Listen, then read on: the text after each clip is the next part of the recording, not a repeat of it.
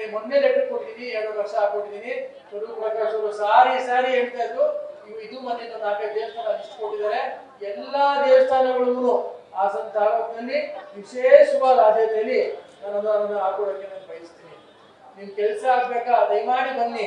ನನ್ನ ಅನುದಾನದ ಪರಿಮಿತಿ ಬಹಳ ಕಮ್ಮಿ, ವರ್ಷಕ್ಕೆ 2 ಕೋಟಿ ರೂಪಾಯಿ ಬರುತ್ತೆ. ಅದನ್ನು ಹುಡುಕಿ ಎಲ್ಲಾ ತಾಲೂಕುಗಳಿಗೂ ಕೊಡಬೇಕು. ನಿಮ್ಗೆ ಗೊತ್ತು ನೀವು ಯಾವ ರೀತಿ ನಮ್ಮ ಪರಿಸ್ಥಿತಿ ಅಂತ. ಇವತ್ತು ಸರ್ಕಾರದ ಆರ್ಥಿಕ ಪರಿಸ್ಥಿತಿ ಯಾವ ರೀತಿ ಇದೆ ನಿಮ್ಗೆ ಗೊತ್ತು. ನಿಮ್ಗೆ ಇವತ್ತು ಮಂತ್ರಿ ಬಾಬಾ ಇವತ್ತು ಬಾಯಿ ಬಿಟ್ಟರೆ ಬರೀ ಗ್ಯಾರಂಟಿ. ಯಾವುದೇ ರೀತಿಯಾದಂತ ಸಾರ್ವಜನಿಕವಾಗಿ ಅನುಕೂಲ ಆಗುವಂತ ರಸ್ತೆಗಳಾಗ್ಬೋದು, ಕಟ್ಟಡಗಳಾಗ್ಬೋದು, ಅದಕ್ಕೆ ಯಾವುದೇ ರೀತಿಯ ಅನುದಾನ ಇಲ್ಲ. ಯಾವುದೇ ರೀತಿಯ ಅಭಿವೃದ್ಧಿ ಶ್ರಮಿಸಂತ ಒಂದು ಕಾರ್ಯಕ್ರಮ ಮಾಡ್ತಾ ಇಲ್ಲ. ದಯಮಾಡಿ ನೀವೆಲ್ಲ ಜಾಗೃತಿ ಕೊಡಬೇಕು.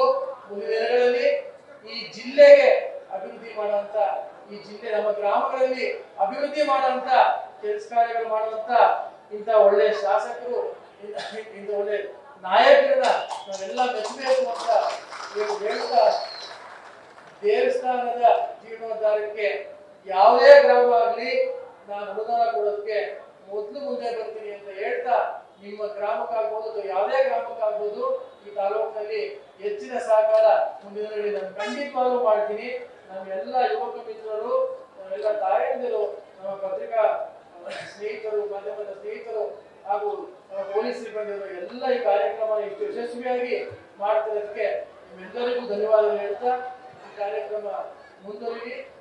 ಯಾವುದೇ ರೀತಿಯಾದಂತಹ ಸಹಕಾರ ಮುಂದಿನ ನಮ್ಮಿಂದ ಇರುತ್ತೆ ಅಂತ ಹೇಳ್ತಾ ಮಾತು ಮುಗಿಸ್ತೀನಿ. ನಮಸ್ಕಾರ, ಧನ್ಯವಾದಗಳು.